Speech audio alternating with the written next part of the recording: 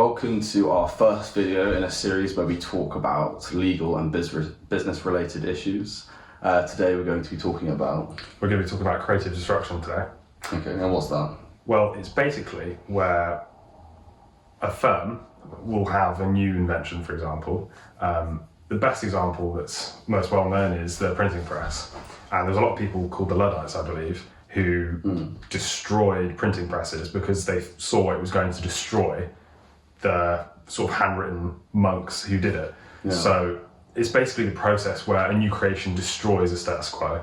So we're going to talk about some firms in a few seconds that we think have creatively destroyed the existing status quo in business and talk about why that's useful and why that's important in today's society. Yeah, I suppose destruction is probably depends entirely on perspective. But yeah, because I personally, I don't believe it's destroying. I think it's just replacing. Yeah. If you look at, for example, the printing press, yes, the jobs of handwritten monks are long gone, but now we have newspapers, we have the ability to spread press far greater reaches than, handwritten pieces have ever gone. So I think it's very useful. Okay, well, let's do, we're going to do kind of a quick fire round, and we're going to go through 3 businesses each we think have creatively destroyed their respective industry. So the first one, probably the most obvious one, is Tesla at the moment. So obviously, as you all know, it's an electric car. And I really think they've been very disruptive in the car industry because they've sort of gone from a bottom-up approach rather than we have this platform, let's sell it. They thought, right, what do people actually want? So they put screens, obviously, tech. You can play video games, you can play sort of Mario Kart style things. Yeah. It is very quick for no real reason. It's not really marketed as a performance car. It's changed how we think of cars, I suppose. Yeah, definitely. More of a device than a conventional car. And it's led by a billionaire who's much more of a personality than anyone else has been. Yeah, definitely. I think that probably has a part to play in it, actually. Yeah. I think the one that I can think of that comes to mind is Monzo, or your sort of banking equivalent, which have really changed the online banking industry. I think they really haven't done anything that differently. They basically have done what banks already do, but better. It doesn't make any sense where Santander and Lloyds and I still have friends at university, which I've just finished, who still use one of those little key card things, and they enter their card and enter numbers. It doesn't make sense that billion-dollar banks still operate on such old tech. And then you have the new guys come in, and all you have to do to set up, I set up a Starling Bank account in like half an hour. You send a picture of your driver's license, picture of you writing something, and you get a card sent to you in a few days, and the app works seamlessly. Yeah.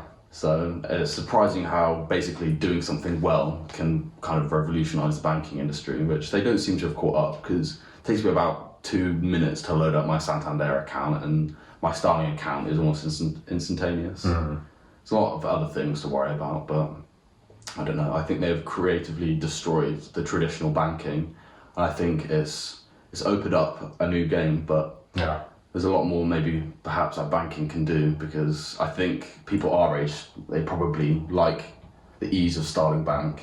Yeah. And probably avoid and maybe not even listen to stuff like interest rates. Yeah, because it's not in their interest to care about a 0.5% interest rate when most banks are offering negative interest rates when you account for inflation. Well, that's the 21st century sort of business model, which is create an aesthetically pleasing UI. Yeah. And a business model which is, attractive to the millennial or Gen Z consumer.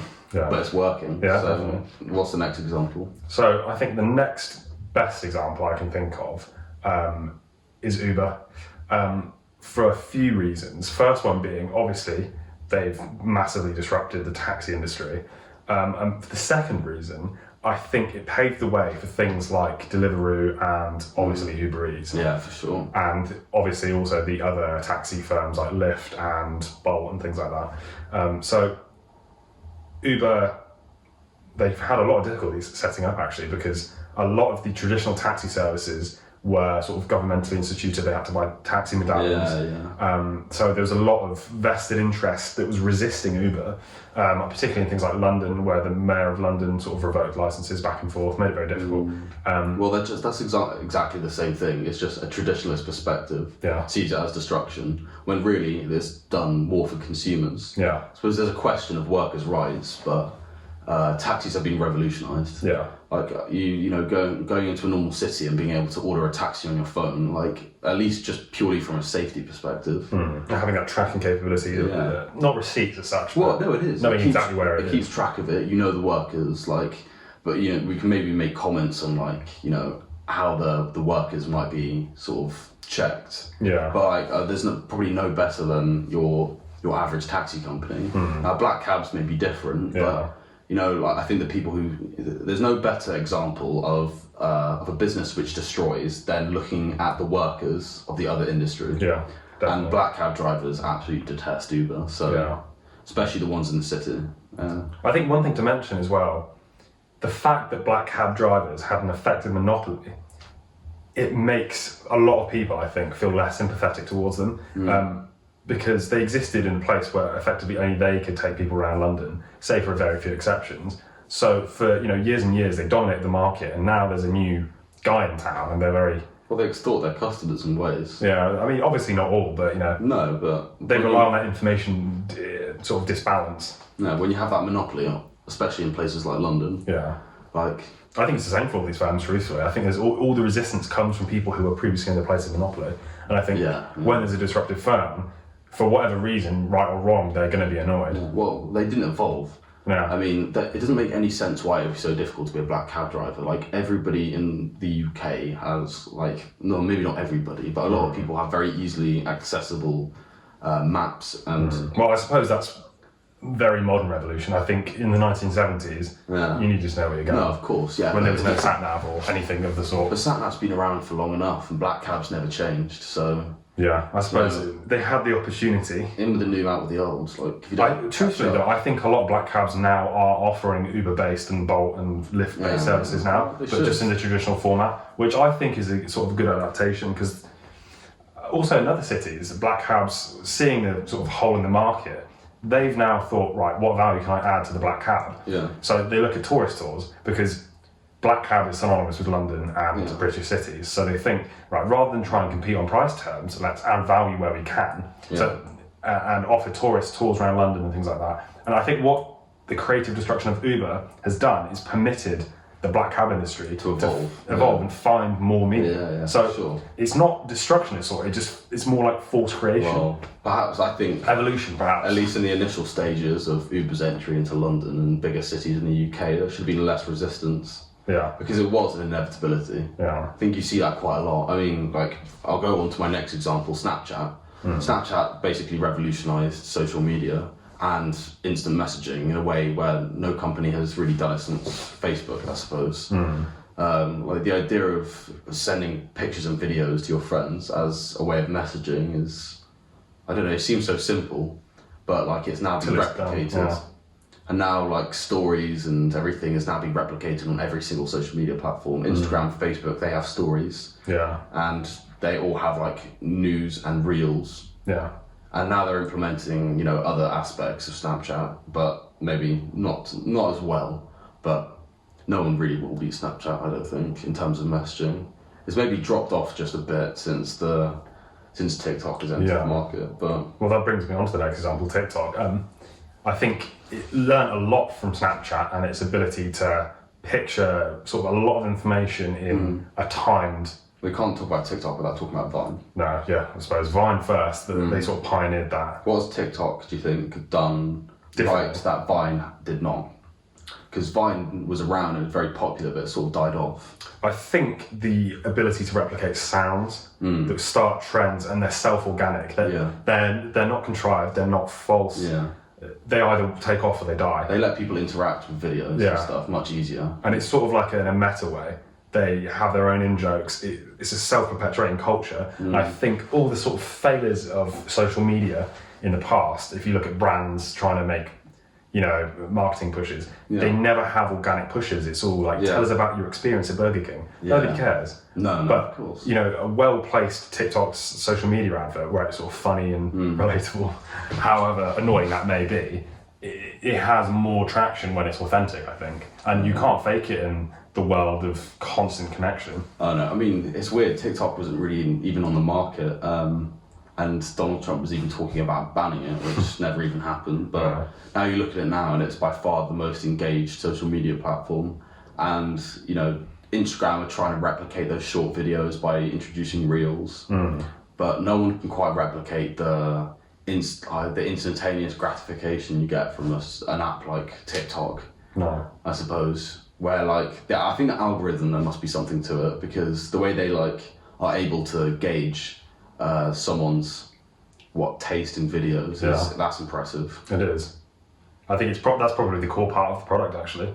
Nobody really notices that. They certainly notice all the features, but I think if the algorithm wasn't there to tailor the tastes so specifically that you could scroll through for hours at a time and get relatable and videos that are in the sort of context of the stuff you like, I think that sort of is a large part of the product.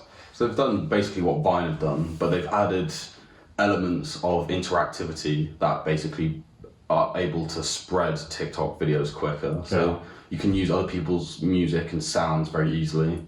You can duet videos where you do side-by-sides with others.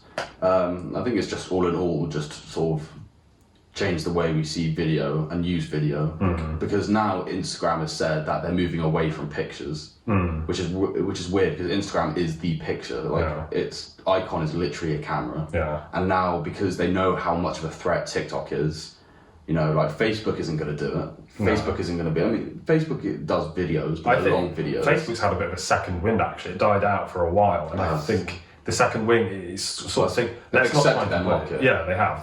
I think they've looked at the things like groups, which I think are sort of unique. So, for example, where we live, there's a local Facebook group, and it allows people that sort of know each other roughly to communicate about issues that matter to them. Same thing, sort of car groups. Shared interest groups work the best on Facebook, I think, because it's a sort of mix between text, video, and everyone's got the real names, so it's not fake. I think Facebook groups tend to be also geographical based. So there's a lot of UK based things, for example, like cars, Facebook does that. But I think you would never get that ability to communicate over TikTok, because TikTok shares ideas, not so much as organises, if that makes sense. No, you couldn't. TikTok couldn't implement something like that. But then again, Facebook couldn't implement what TikTok does. No, but it's forced them to segment and actually become better at what they ought to do anyway. Which another one, Deliveroo, as I mentioned earlier, with Uber, sort of starting it off, in my opinion anyway. I think Deliveroo's had sort of a twofold benefit. So the first one is obviously restaurants who were previously unable to deliver are now delivering. So it reduces the sort of cost burden on them, because previously, if it was a sort of slowish takeaway, they would have had to, maybe hire one person, or the owner runs out whilst the chefs make the food. It's a lot of costs. Yeah, it's a lot of cost for a small firm. So it's actually enabled the smaller restaurants to scale bigger, because they're not worried about hiring someone to deliver now. They don't have to think about the liabilities. All they have to think about is, let's make the food as quickly and efficiently as possible. And obviously the second benefit is to the consumers, now that you can have food delivered in 10 minutes? Their business model is good fundamentally. Like their workers, they have their employees, or they're not even really technically employees. No, I think they're self-employed. Yeah. But that enables them to work as they see fit. Yeah. And I believe I think it's sort of £6 flat rate plus £1 any tips. The ethics of that discussion is probably one for another video. Yeah. But I think what it has done is it's been able to cut out that sort of middleman, rather than each restaurant individually having their own hired delivery driver. Yeah. Then they've created a platform which restaurants can all be on. Yeah. And so now they're even expanding into the sort of grocery kind of thing. And they're still right now only doing quite premium products. They're putting whereas if you were to have a Sainsbury's shop, you would never use Deliveroo. No, you wouldn't. You'd buy just your essentials, but it has changed, the way that we see, food in general. I mean, especially in bigger cities, when you can order food within 15 minutes. Yeah, especially with quite a difference. And satellite kitchens or dark kitchens. Sorry. Yeah, I think we should talk about that actually. I think the advent of dark kitchens, things like Deliveroo and Uber Eats, they've allowed kitchens to not actually operate with a front at all. It's literally a kitchen with a port that they give food to people, and I think we can't understate the importance of that. Truthfully, I think it's enabled people in cities. Whether you think takeaway is a good way to live or not, it has enabled a lot of people to eat as quickly and efficiently as possible, which is, in terms of sort of net benefit to humanity, I think it's really quite impressive. Well, it makes sense because you can much more easily set up a dark kitchen than you can set up a normal restaurant and do Deliveroo. Yeah, because it's just the chef. There's no the chefs and cooks. It's no longer the whole front of house. If it's a slow day, we have to send a few waiters home. Yeah. It's just so much more to it. Business is business, and I think it enables kitchens, if they have a sort of baseline of business. Let's keep 5 chefs on the go right now and scale for that, rather than try and focus on 2 ends of the business. Yeah. So it enables them to really focus and be as efficient as possible, especially which lowers costs to the consumer at the end in an industry where probably one of the highest levels of failure within the first few years of setting up a business. Yeah, definitely. Then sometimes it's a much safer alternative to set up a dark kitchen. Maybe you can evolve into another business. So, and that's the good thing about it. If it's an American menu and it doesn't go down well, change it to a Mexican. Yeah, exactly. And a dark kitchen lets you fail much better than a normal restaurant would, because the level of sunk costs that go into setting up a restaurant. They are immense, and you can't just rebrand like that. People know where it is. And you can, if you have a good restaurant and Deliveroo, you can promote through Deliveroo. Yeah, and it costs you. I don't even know if they have a charge, but it obviously it's comparatively little. In fairness, restaurants do get shafted by Deliveroo, but the restaurant industry in general shafts the chefs and the owners. Yeah, so swings and roundabouts, I suppose. Anyway, well, that's enough for this video. Thanks for watching. Please hit the subscribe button and stay tuned for more videos on legal and business issues. Thanks very much for watching. Thank you.